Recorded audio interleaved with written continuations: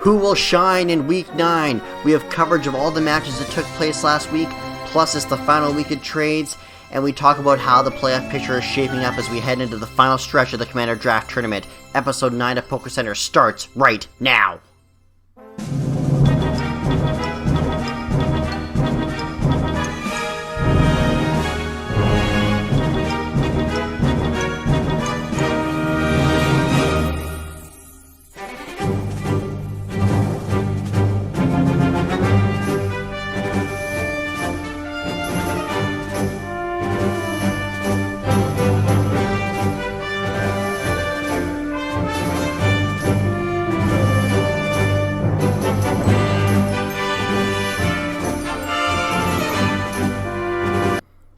Make sure to load up all your moves with PP ups because the pressure is on as we get into the last 2 weeks of competition in the Commander Draft Tournament. This is episode 9 of PokeCentre. My name is Douglas Evans and I'm joined by my co-host Calvin Rowat. Calvin, how are you doing today?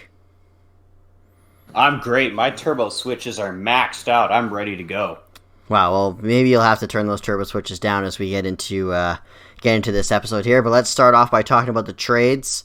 This was the final week of trades, the trade deadline. This is your last opportunity to make any changes to your team as we head into playoffs and have some foresight to any matches you think you might have coming up, or if you're thinking you're going to make it to the finals, maybe anticipating any matches you might have on the other side of whether you're on Sword going against Shield or Shield going against Sword. And I was very surprised to see that, really, there was only one trade. Nobody traded. Why do you think that was, Calvin? Well, I'm sure some people just feel comfortable with their team. You know, like you got players like Jonas, Matthew Heater, Flo, who seem to, even Robin. You know, they're pretty good with their teams. I don't think they really need to change much. But then there's other people where it's like, man, you're fighting for a playoff spot, or you've got bad matchups in playoffs. Why didn't you do anything? So I'm a little confused about some people. I think some people may have dropped the ball. But other people who are, for example, not in playoff contention, they probably just don't care at this point. That would be my guess. Yeah, that makes all the sense in the world. I just think, later on in this episode, after we get through all the highlights, we're going to get into a real in-depth analysis of the playoff picture, how things are shaping up. And when I was looking at it earlier, preparing for this analysis, there's a lot of players in the Shield division that are in contention that we'll talk about in just a bit here. And I was really surprised to see that none of them made any moves or made any trades. It was quite shocking to me. I was expecting a very busy day of trades and to be on here droning for a long time about all the different trades, but it wasn't meant to be. Even you, Calvin, I thought you were going to maybe make some trades, but nothing. Yeah, just looking at my matchups, I'm confident with what I have, and the one trade I was looking to do, which was potentially, I guess I can reveal it now, it doesn't matter. Losing the Polyrath meant I kind of lost a fighting type, which was pretty important, especially in this metagame where a lot of the normal types are really good and such. I really wanted to maybe get a Silvally fighting, or is looking into getting Throw, but I really love all my tier 5s. Really can't lose any of them. And yeah, I think I can get around not having a fighting type on my team. So that's why I didn't utilize my last trade.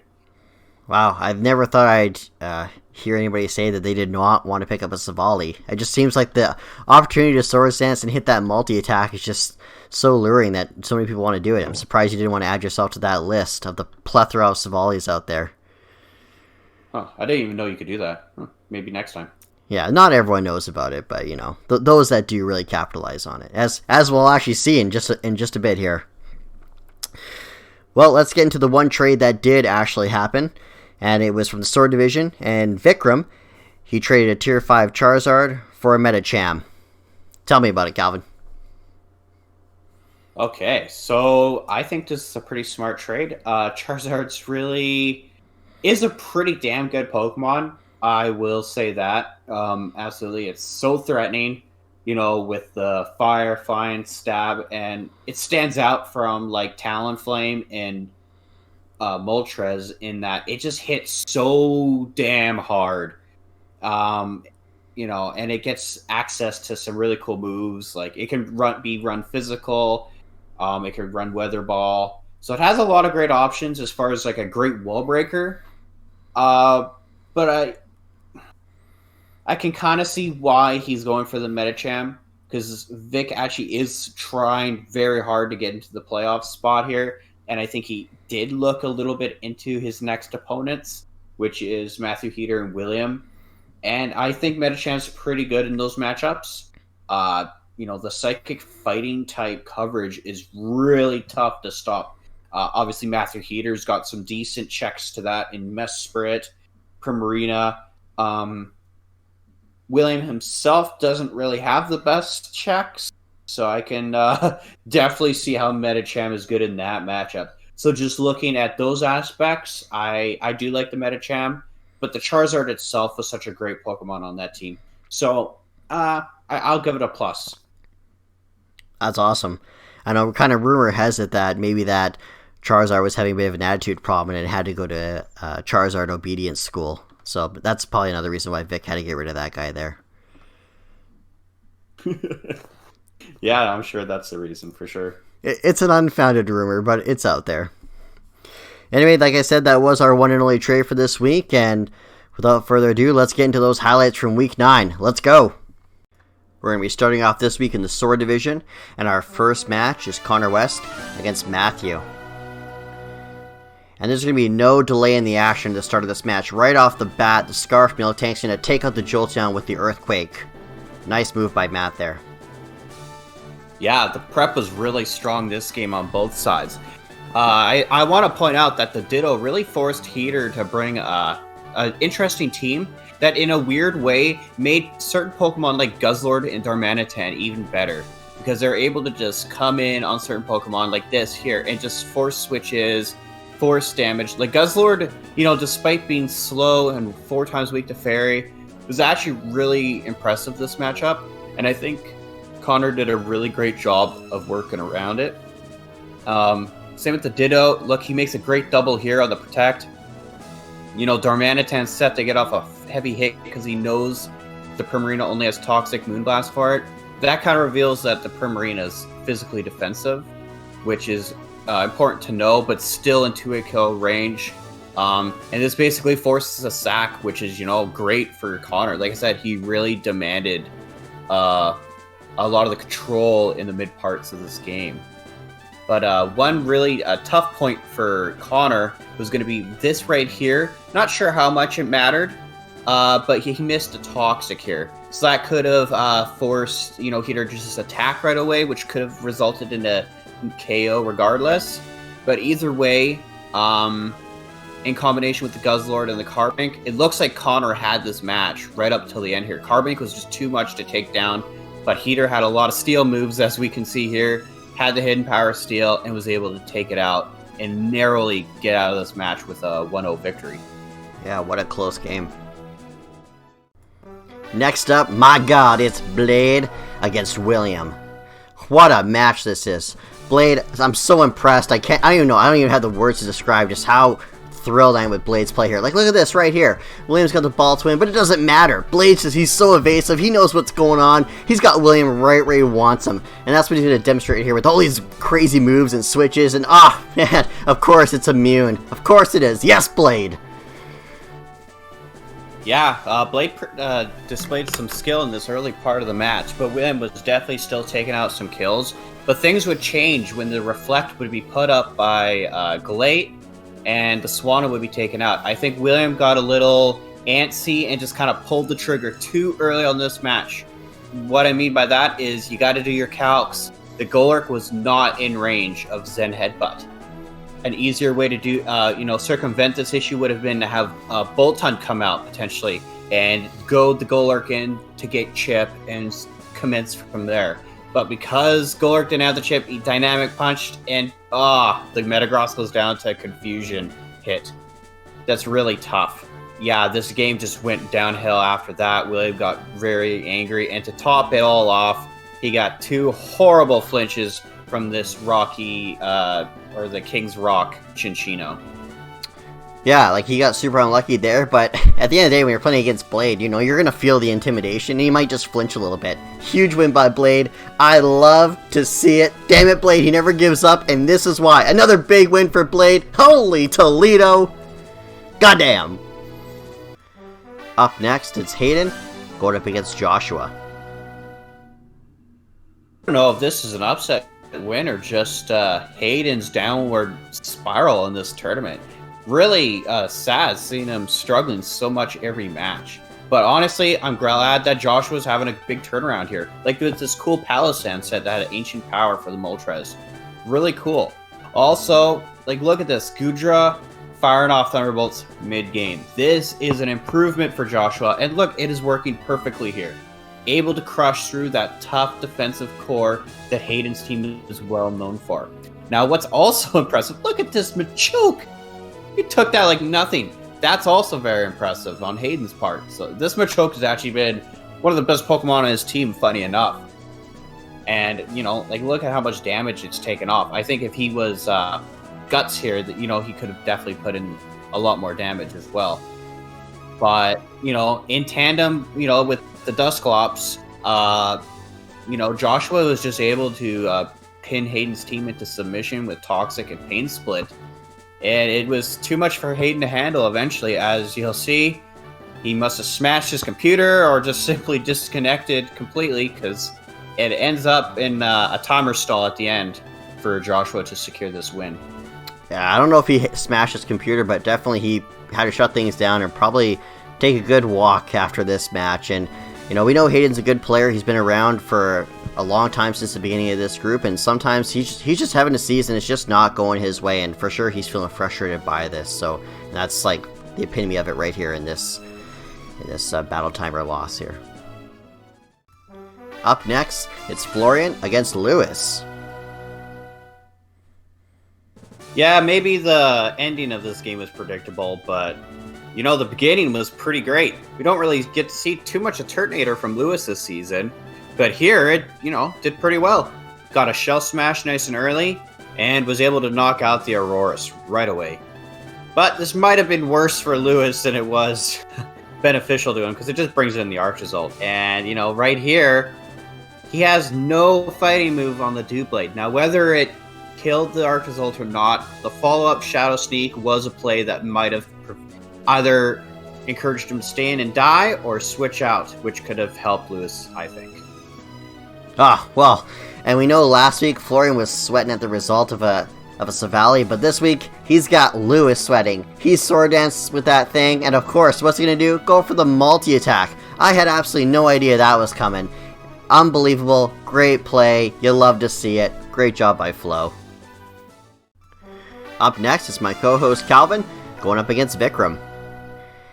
Now Calvin, we'll see in the early stages of this matchup with the Slazzle. Not too sure what you were trying to accomplish, what your game plan was, but whatever it was, it wasn't working. Yeah, I played like a complete idiot.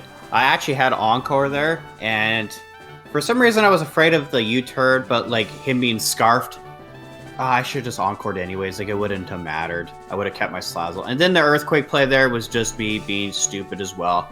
I really fucked up a lot in the early part of the game. But it didn't really seem to matter too much, because I was still able to just, you know, stick to my game plan a lot. This Drudgegon set was a godsend. It was the only thing I really had for the Charizard. And I actually made a really great prediction there, which knocked out the Flygon.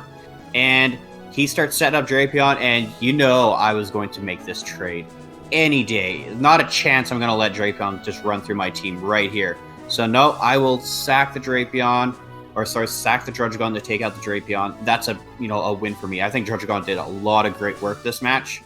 But the star of the show, which was actually an almost last-minute decision, was this Bronzong set. So the Colbur Berry makes it so I could take some hits from the Stoutland here, set up a Trick Room, set up Gravity, which increases accuracy and makes ground immune Pokemon now grounded. And with a Marowak, that is GG to Vic. I'm really glad I was able to pull this set off. I'm dedicating this set to Douglas because he loves Marowak, and because that's what got us to playoffs in the Team League 2. And just so you see there, this calc, yeah, the Marowak lived the liquidation, and it was a 12.5% chance to live. But it really didn't matter because I'm able to clean up with the Tauros here at the end. Anyways, really awesome game. And our final match in the Sword Division this week, it's Paul up against Sean. Well, it should have been a nice, easy game for Sean. Really turned out to be much more difficult than he had imagined. Paul did really good getting up the webs early game and just like preventing the removal and pressuring his defenses like the Torkoal here. He's able to get a Thunder Wave off really early and a Shadow Claw crit, which, you know, really hampered what the Torkoal could do later. And then, you know, things are looking tough for Paul, but like this Tornado set is just perfect. Double danced. He's got, you're going to see Grass Knot here for the Quagsire and Air Slash for everything else. If that Quagsire didn't get that Toxic off, this was GG. But, you know, luckily Sean is still in it and he's like able to have the foresight to do that. But this is where that Thunder Wave is going to come into play. This Torkoal could have yawned, could have Rapid Spin, could have attacked, but no, it's going to be paralyzed here. And this is going to be what helps Paul claim this victory. 2 paralysis is going to be enough for the Lilligant to Quiver Dance, having it be faster than the Venusaur, and be able to clean things up for a nice, strong victory. Yeah, a really good win for Paul here. Tough loss for Sean. You know, he's really trying to get into that playoff contention, but, you know, he's really desperate now, but a good win for Paul. Alright, now it's time to get into those Shield Division matches, and our first match is Connor Peterson against Laurel.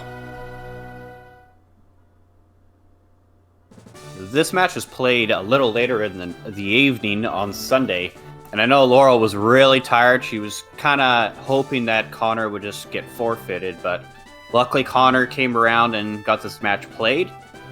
And, you know, honestly, it was such a good match. I'm glad it did get played. Laurel really got to show off his Banette set. Gunk Shot, max attack, takes out Audino. Look at this damage. Shadow Claw does 57 Electros. This is great because this helps Aerodactyl in the back, you know, clean up when it gets a chance. And right here, Banette is just it's the ultimate, like, troll when it comes to stopping sweepers. Gets the Will-O-Wisp off on the Tyrantrum, and now the games began. It's going to Destiny Bond. That Tyrantrum's faster. It can't attack, or else it's just going to die. But the Banette is going to force it to attack it by Shadow Clawing, then Destiny Bonding again. It's a song and dance that Banette is destined to win. And there it goes. Tyrantrum goes down. Laurel's victory is secured with a nice, clean Aerodactyl victory at the end here. I'm going to cut you off here, Calvin. So, kind of going back to earlier, you said something that kind of doesn't really surprise me. You know, Laurel's looking for Connors to forfeit this match so she can pick up the easy win. Laurel's just looking for easy wins. You know, she called me out a few weeks back for being a C-ranked player. You know, why don't you just focus on getting some wins, Laurel, and maybe actually trying to get into playoffs and quit worrying about other stupid shit. Moving on. Keeping the action going here, next up it's Brian against Simon. And as we're going to see, another week down, and it's going to be another week of wacky Bronzong sets from Simon. This just might be the wackiest one of all. I don't know, like, we'll see here. He's going to have Charge Beam on this thing. He's, you know, substitute right now, but we'll see Charge Beam, and the name of the Bronzong is Huh. And that's probably pretty much what myself and everybody else watching this was asking themselves after seeing this set. I don't really know what to say about this anymore. Calvin, what are your thoughts? Absolutely confused. The fact that it's reflect and light screen's okay, but the Charge Beam and the substitute really makes zero sense, especially with a Gastrodon that just completely hardwalls this. Or any Pokemon on this team doesn't really care about this set. I think it was just maybe too wacky. You gotta have something to gain from your sets, right? If you're gonna be wacky, at least have it be effective also. But the one moment where I give Simon credit is he just fucking went balls out this time. He just fucking, you know, Judge God's out there, boom, outrage. We don't see that every week. And yeah, a team without a fairy or a steel, why not just fucking outrage? It's nice and easy. But the thing that's got me the most confused is Simon's got a Gigalith, okay? Now, if you bring a Salt Vest and you're in the sand, your special defense is 1.5. Why the fuck is Omega Houndoom winning this match? I'm confused. Either way, good win for Bryman. Bryman. Brian and Simon have bred, ladies and gentlemen, and they have produced Bryman. Anyways, good win for Brian. Simon, you tried your best. Maybe next week bring some more serious sets. I'd like to see what you can do. Let's keep things going. Next up, it's Chris against Leo. Yeah, I think this was a pretty interesting match. Unfortunately, Leo just made one mistake that really just cost him the majority of the game here. Leech seeded the Sap Sipper Miltank, and you'll see 20 turns later, this Miltank is still just in, clicking moves, destroying Leo's team. Leo finally forces it out with the Absol, is able to get a kill here, which is nice, and he's got all his hazards up. So things are looking pretty damn good, Absol's a pretty strong Pokemon. Until you see this Articuno come in, and it's just going to defog it all away. Oh, gotta hate that. And, well, with that done, Leo doesn't have much bulk or backbone on his team to, withstand what this Savali here is going to do to him, which is just going to flame charge a couple times and secure the win for Chris. Up next is an important match from a standing standpoint. It's Jared against Zeb. And right off the hop here, we're going to see that for the second week in a row, and the second time this week for two different players, Jared's going to put in the Jolteon, and he's going to lose it immediately. One-hit KO. That's rough. Really rough when you look at what ended up happening this game. He would have loved to have this Jolteon for late game. But before we get to that, you'll see that this Mach just hardwalls the Sigilip. There's nothing it can do. It goes for Cosmic Power. Jared is able to clear Smogot. He's got knockoff, so he knocks off the Flame Orb, which means that it can't transfer the burn, or it can only do it one more time. This thing just hardwalls it. So Jared's actually, if Zeb opts to try to stall, Jared is going to come out on top here, just because his damage output is pressuring the roosts. But this turn here changes everything. Instead of protecting, Jared attacks the Float Cell. Horrible. Now he's stuck with a Choice Scarf, and now when it comes to the stall war, the Sigilif wins, because it can out-roost, stall out the PP on the one move, and Muck will go down to struggle. This is a really close game, a long game, kind of hard to watch, but very integral, and it was a really treat to watch. Just how cool, and just the dynamic between the Muck, the Sigilif, and everything else around it, who was propelling that matchup. Alright, up next, everyone, to hang on to your hats. It's Jonas against Reggie. Another enthralling Jonas match. I know, everyone, if you're not sitting down, maybe you should, because Jonas is gonna 6-0 Reggie. I know, it's shocking, it's stunning. Every week, I'm just more and more impressed and just, enthralled with Jonas's play and just how great he is. One interesting thing did happen in this match. You turned out, and you brought in the Arctozolt, and the Arctozolt's gonna use Surf to get rid of the Steelix. That's something kind of interesting, kind of different. Anyway, back to more of the monotonous play of Jonas here, and yep, he's going to finish things off with the Savali using multi-attack. But Jonas is such a badass, he's not even going to Swords Dance before he does so. He's just going to take it out with the one hit. Go Jonas. And our final match in Week 9, it's Robin against Ross. But it's actually more like Ross going up against all of Robin's berries. Holy smokes, there are a lot of berries in this match. Take it away, Calvin. Yeah, Robin came super prepared here, and it's definitely what caught Ross off guard. Right here, he thinks the Rotom's in range of the knockoff, but nope, it's going to live thanks to that Colbur Berry and get a Will-O-Wisp and Pain Split off. Super bad for Ross. I think, there's something should have gone off in Ross's brain to be like, why does he keep switching this in on me kind of thing. So I think if I was Ross, I would just kept U-turning and Volt switching to try to prevent that. Either way, there'd be this one scenario right here, which you can tell Robin really planned for. The U-turn on Yanmega into the Hypno on Florges. Why would he do this? Easy, it's the substitute. What's it going to do behind that sub? It's going to belly drop. Now, Ross picked up on it right away and went to the Clawitzer to break the sub, before things got out of hand. It's what he does afterwards where I take disagreement. The Clawitzer is needed for Typhlosion, so this should have been a switch out and sack the Florges. Instead, boom, it goes down to Zed Headbutt. A huge, important Pokemon in this matchup, gone. I think that's where Ross lost the match right there. And just to, make matters worse, another damn berry. This time it's the Rindo Berry. Able to barely live the Grassy Glide from Thwackey. Really amazing prep by Robin. And yeah, with that, the Typhlosion's just able to win with Eruption. Really close game. Great win for Robin, just securing himself in playoffs. And a really bad loss for Ross because he really needed this one to push himself to stay in that 4th place spot.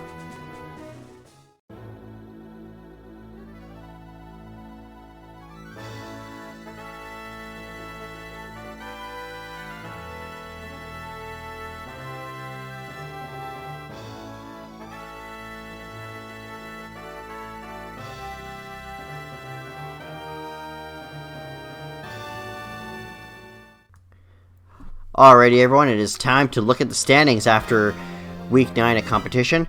We're only going to do a brief look at the standings this week because Calvin and I were going to really dissect the playoff picture and how things are shaping up for week 10 and week 11, the last 2 weeks of competition.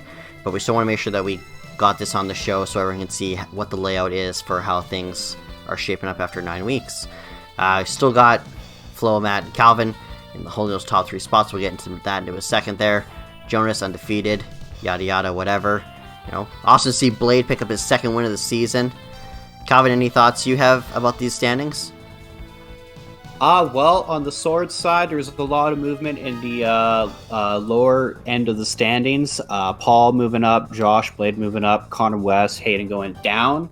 Not much else in Sword. And on the Shield side, a lot of the playoff spots were shifting around a lot. A lot of interesting things going on there. And yeah, not much to say. I think we should just get right into the playoff talk since that's, the conversation everybody's looking forward to. Yeah, let's jump right into that. So looking ahead to the playoffs and kind of seeing what players are where and who needs to do what to get where they are. We're going to start things in the Sword division. Just keep it real simple and easy for us going into this here. But let's talk about the players that are not in contention for playoffs any longer. And that would be Lewis, Paul, Connor West, Joshua, Blade, unfortunately, as much as it hurts me to say it, and Hayden as well. These are 6 players from Sword Division that are no longer in the running to make the playoffs, but we still want to make sure to encourage them to keep playing because they still have an influence on games in Sword Division for this week. And as we know, after each season concludes, Calvin, yourself, and the rest of the admin team, you guys do the player rankings and you come up with a new ranking system. So kind of explain that to everyone. Right, so in the NCPL, we have a ranking system, basically a leaderboard that you work towards, right? So how you perform in our tournaments, you get a rank. So if you're going to win really well, you'll get ranked high, like, maybe A rank. We have S rank for players who are always winning, C rank, B rank. So if you're going to kind of give up near the end of the season, we do take that into account, and that may affect your rank. So don't give up. Keep fighting. There's still some important matchups for you that you can influence. And it's just good to just, try to have fun and still win your matches, right? We're here to have fun and have competitive games. So I think just keep that in mind when going forward. Yeah, absolutely. It's about trying to make sure you get the best player ranking for yourself. And it's a matter of, having fun and a matter of pride. You don't want to just kind of give up because you're not in the playoffs and feel like it's kind of whatever and just kind of throw away the last 2 weeks of competition. See your matches through and always take whatever happened to you in this season and look ahead to next season and how you can improve your game and improve things going forward. Moving on from those players, though, let's look at the players that are in the top of the Sword Division. So, of course, we have Flo, Matthew, and yourself, Calvin. Right now, we're all in those top 3 spots, sporting the 8-1 record. Obviously, differentials are a little bit different, obviously, between the 3 of you guys. But you 3 are pretty much locked in those top 3 spots. There might be a little bit of movement as to who is first, who's second, and who's third. But for the most part, I think we know that you 3 guys are going to be finishing in the top 3 spots for the Sword Division. Yeah, because we're all at 8 wins, and the player in 5th is at 5. There's those 3-win difference. So if all 3 of us were to stump, which is impossible for all 3 of us to lose 2 matches. If all 3 of us were to lose all our matches, -6 differentials, it wouldn't matter because Vic and Sean can only get up to 7 wins. So we are, as of right now, secured in playoffs. But like you said, Douglas, we can, change as far as our seedings are concerned. Like we can all drop, to 4th or can raise up to 1st, depending on who wins and loses. So that's interesting to keep your eyes out for.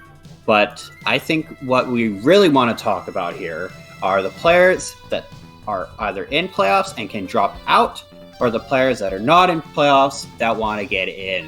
And the first up is going to be William.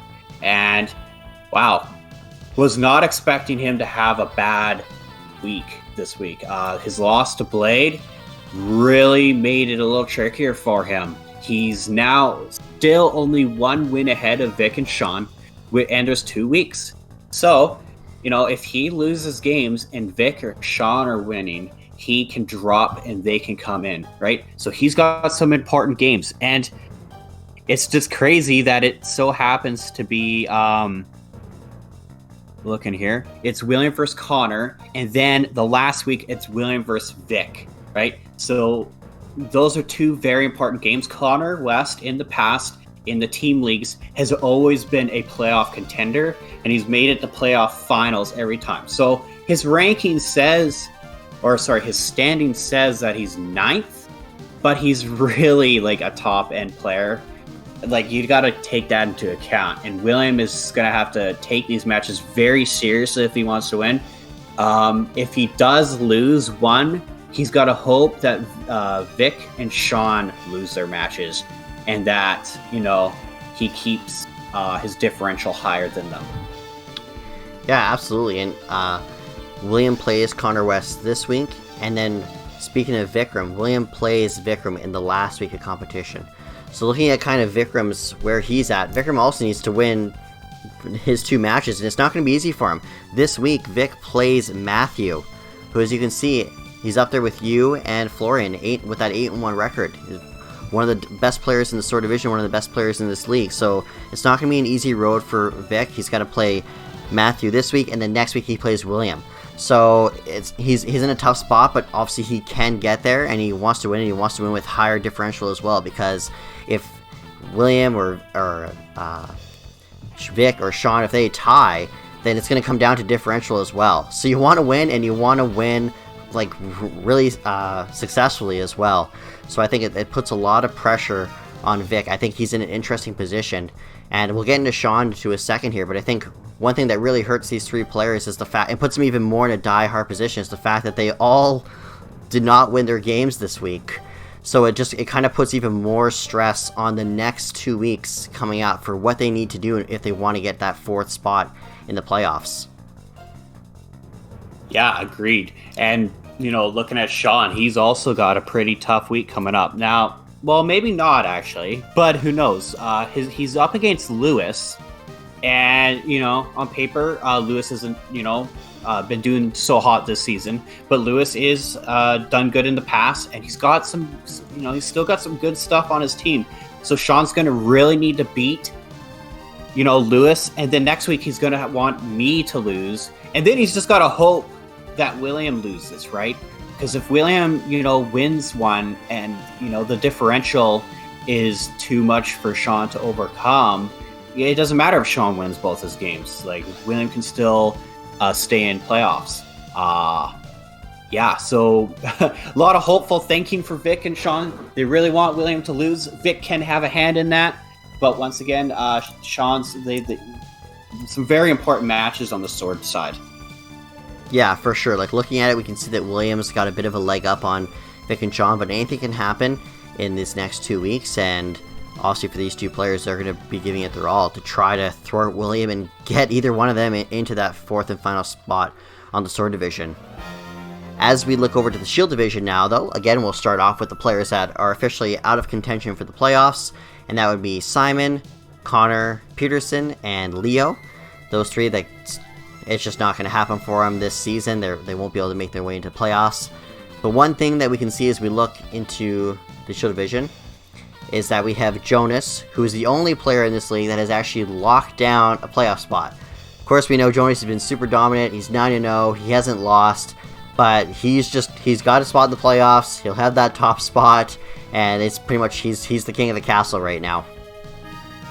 Yeah, I think what's actually kind of interesting, it's not so much that Jonas is for sure locked into the first place position, even if he loses 6-0 all his matches. I think it's going to be interesting who's going to land on fourth, because whoever lands on fourth spot is, at this point, if you are fourth, you are facing Jonas in the quarterfinals of playoffs. So, strategically, maybe Reggie doesn't want to win his next game in order to actually force himself to lower down to a fourth player spot. But that's risky, right? Because you got these guys that are all so close in wins and differential. Is that a risk worth taking? I don't know. That's really interesting to me, just that aspect of it. But going to the next player in the playoff contention, who we're still unsure of, is Robin. Now he's got the largest lead as opposed to all the other players in playoff contention with 7 wins and 2 losses. But that doesn't necessarily mean anything, right? If he loses his matches and, for example, Ross can catch up with a lot of wins. Like if Ross wins all his games with high differential, Ross can actually hop ahead and ensure that he gets in and Robin can drop out. So Robin's the least likely to get out of playoffs in my opinion, especially since Ross has some pretty tough games coming up, which is Jonas, and he's got Reggie. So it's highly unlikely that Robin's going to drop, but statistically speaking, there is a chance. And well, we know how those critical hits like to pop up here and there to go to low chance. Just like this, a critical loss could mean Robin dropping out of playoffs. Yeah, for sure. Looking at our next player, we have Reggie. Reggie's right now in the third spot on the Shield Division with a 6-3 record. If Reggie beats Ross this week, he locks in playoffs. There's no way that he's going to be out of playoffs. For sure, he'll hold on to that position. But if he somehow loses his 2 matches, he could be in danger, right? So if Ross were to beat Reggie and then get another win with a really good differential, there's potential that Ross could jump up again, right? So it would just be, you got to win those matches. Looking ahead, Reggie, he's got Ross this week, and then next week, Reggie is against, let me check here, he's against Zeb, who's another player that's right holding on to that 4th spot. So these matches are interesting because everyone's been very competitive in the Shield Division, and it's not going to be easy for anyone, with the exception of Jonas, who's already in, to really, and like you said, maybe Robin as well, who it'll be tougher for him to be out of playoff contention, but for everyone else, it's going to be a bit more of a battle. Now, another interesting one who's in a similar boat as Reggie is Zeb. If Zeb wins both of his matches, he is locked in. I just gotta say, that's really cool. For a new-time player that we've never heard of before, besides Reggie in the past, locking in a playoff spot like this would be huge. But he does have some things going against him, right? If he only wins once, and he loses, and say Ross wins both of his matches, he could be out. Obviously, if Zeb loses both of his matches, he can be out. But that's also depending on the other players behind, right? Like if Chris, Jared, Brian, or Laurel, depending on if they're winning all their matches, right, he can potentially drop out. But it's only dependent on players below really winning and catching up. So that's another one to keep an eye out for. Absolutely, and we're going to talk about Ross next, and I think kind of in the transition of comparing Zeb to Ross is the fact that they are currently tied for differential. So that can have a big factor going into which one of them could potentially get that 4th spot if Zeb's able to hold on to it, or if Ross is able to pass him, right? So again, and Ross and Zeb are, let me see just kind of where they're at here. So Ross is playing Reggie this week, and then he is playing Jonas next week. So again, just like, it's just not an easy road to try to get into those playoff spots, but this is the position you're in, and this is like, these two matches are more important than any two matches you played this season, of course. So you gotta win both those matches, and he wants to win. If Ross is only able to win one of those matches, he has to have one with a higher differential as well, to be able to get Zeb out of that spot and for Ross to get into that spot as well. While also looking at Chris, Jared, Brian, Laurel, all trying to, on his tail, also trying to get big high 6-0 wins in order to also vie for a spot as well. Yeah, and moving on to the guys in the 4-win category. It's more of a technicality, but they still all can technically get in. A lot of factors need to be met, but for example, with Chris, if he wins both his games, for sure Jared and Laurel will be out. But then he 100% needs Zeb to lose both of his games, and he's going to need Ross to lose a game and have higher differential losses. But that's the thing, just like in our notes here, Brian can also just outdo Chris depending on differential because they're so close. Or Jared can also, everything is so situational with these guys. So many factors need to be done. Zeb and Ross are just so integral to everything else. I think that's the major thing we're really pushing here. Zeb and Ross's games are the most important. And like I said, Chris needs to win all his games and hope for those guys to fall. Yeah, and I think looking at it as well, it's like we just talked about, but Zeb and Ross have tough matches this week and next. Not to say that Chris doesn't have tough matches as well. All these players have tough matches, but Zeb is battling Robin, and Zeb is battling Reggie, and Ross is going up against Reggie this week, and then going against Jonas next week. It's like Chris is against Laurel, and Chris is against Jared next week. So he could potentially sneak into that spot, right? That's the thing that makes this part so interesting, and this 4-way tie with all the players with 4 wins. It makes it interesting for any of them to kind of sneak into these spots while, again, these top players are kind of battling each other, and matches that are more likely to have lower differentials than maybe their matches as well. So it's just what makes it kind of interesting. We really don't know how things are going to shape up here. We're just kind of talking out of our asses, Exactly. Everything's speculation on top. For example, looking at Jared here. If Jared wins both his games and Zeb and Ross, lose, or Ross only loses one match and has a lower differential, Jared can be in. But you know what? I almost put my money on Jared. Because look at his matchups. Jared versus Connor. Connor's definitely struggling as a player. He's on the lower end. I think Jared can take a win off that. And even then, last week, Jared versus Chris. Who would I put my money on? Oh, hard to say. Chris got a good hold on his team, but Jared's proved maybe to be a little bit more sturdier of the two, I'd say. So I'd put my money on Jared to win that.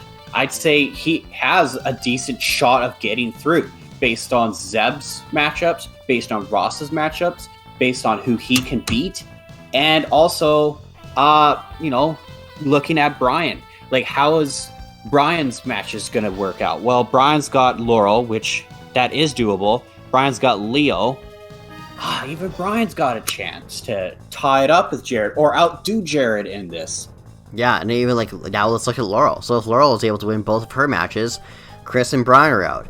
But then she needs Zeb to lose both of his matches, and for Ross to lose at least one of his matches and have a higher differential. But even then, Jared could still have a better record and have the higher differential than her, and then it doesn't even matter. So all these things statistically could go Laurel's way, and if Jared's able to pull off his wins, it doesn't even matter. That's the crazy. That's what's so interesting about this whole thing. Yeah, you can see just how much time we talked about all this. And by the way, huge shout out to Robin. He did all this research that we're presenting to you guys here on PokeCentre. So, in the comments section down below, make sure you thank Robin for all his hard work and figuring this all out. He did all the grunt work. We're just presenting his research. Yeah, no, absolutely, yeah. Just a huge thanks to Robin. This is awesome that he did all this to help us out and to be able to provide this content to everybody. Like, I can't thank him enough for this. This is awesome. So many interesting scenarios as we look at the last 2 weeks of competition in the Commander Draft Tournament, and just really, it'll be so interesting to see how things shape up as we head into the playoffs. I cannot wait for playoffs, and it's just like we're getting closer and closer to it, and I can just feel the excitement in the air. It's absolutely awesome, and I can't wait to see where things land after 2 more weeks of competition here.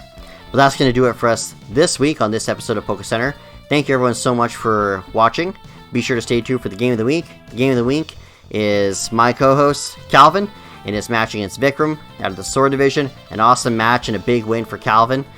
And yeah, be sure to watch that match. That's going to do it for us here. Your Pokemon have been rested up, and we hope to see you soon.